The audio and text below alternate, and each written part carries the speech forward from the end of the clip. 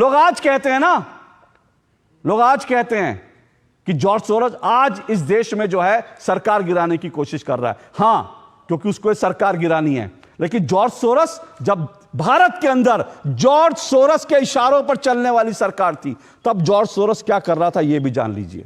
यह आपको पता होना चाहिए। तब जॉर्ज सोरोस क्या करता था जब भारत में यूपीए की सरकार थी। आपको कुछ तथ्य मैं जल्दी से बता देता हूं।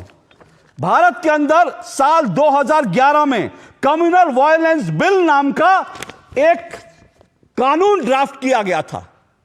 और आज मैं इस बात को डंके की चोट पर कह रहा हूं, इस बिल को जिन्होंने ड्राफ्ट किया उसमें 32 लोग थे।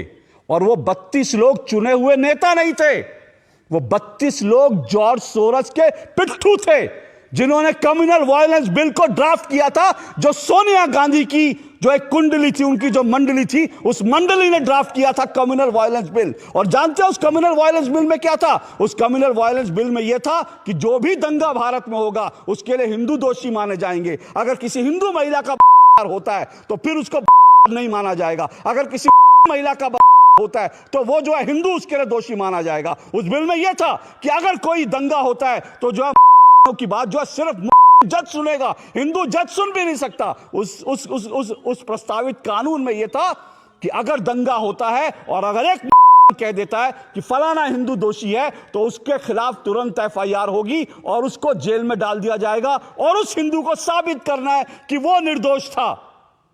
कानून साबित नहीं करेगा, उसको साबित करना कि वो निर्दोष था। तुरंत जो है वहां पर न्याय होगा। और न्याय क्या होगा? हिंदू को उठा के जेल में डाल दिया जाएगा और जो है उसको माना नहीं जाएगा। यह कम्युनल वायलेंस बिल 2011 में बना था। और इस बिल के पीछे दिमाग जानते हैं किसका है? इस बिल के पीछे उन 32 लोगों का दिमाग था जो जॉर्ज सोरोस के थे। सोनिया गांधी टॉप पे थी और इस बिल बनाने वालों में हर्ष मंदार शामिल था। और वह हर्ष मंदार कौन है? वो जॉर्ज सोरोस का आदमी है। ये वही हर्ष मंदार है दिल्ली में, दिल्ली के अंदर जिसके जो चिल्ड्रंस होम थे उस पर छापा पड़ा था, उसमें छोटे छोटे बच्चों का कन्वर्जन हो रहा था। आज भी वो केस चल रहा है। यह था जॉर्ज सोरोस का पूरा। और इसीलिए इस जॉर्ज सोरोस के इशारे पर राहुल गांधी कहते हैं हिंदू हिंसक होता है, संसद के अंदर कहते हैं हिंदू हिंसक होता है, क्योंकि जॉर्ज सोरोस ने को हर दंगे का जिम्मेदार ठहराने की उसने पटकथा लिख दी थी, जिस पर दस्तखत सोनिया गांधी के थे, जिस पर दस्तखत डॉक्टर मनमोहन सिंह के थे। और सुनना चाहते हैं डॉक्टर मनमोहन सिंह के दस्तखत क्यों थे? मेरे हाथ में एक तस्वीर है, ये डॉक्टर मनमोहन सिंह की बेटी की तस्वीर है। और ये ओपन सोसाइटी के, मैंने उससे उसकी ओपन सोसाइटी के जो उसका जो वेबसाइट है वहां से है। डॉक्टर मनमोहन सिंह की बेटी ओपन सोसाइटी के पेरोल पर थी।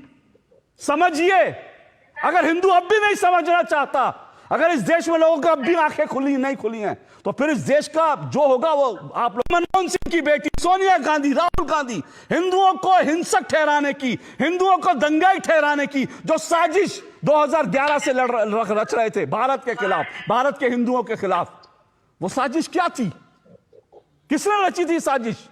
वो तो भला वो कानून पारित नहीं हो पाया क्योंकि देश में विरोध हुआ, वरना हिंदुओं को इस देश में कोई उंगली उठाता हिंदुओं को जेल में भेज दिया था, तुम दंगाई हो।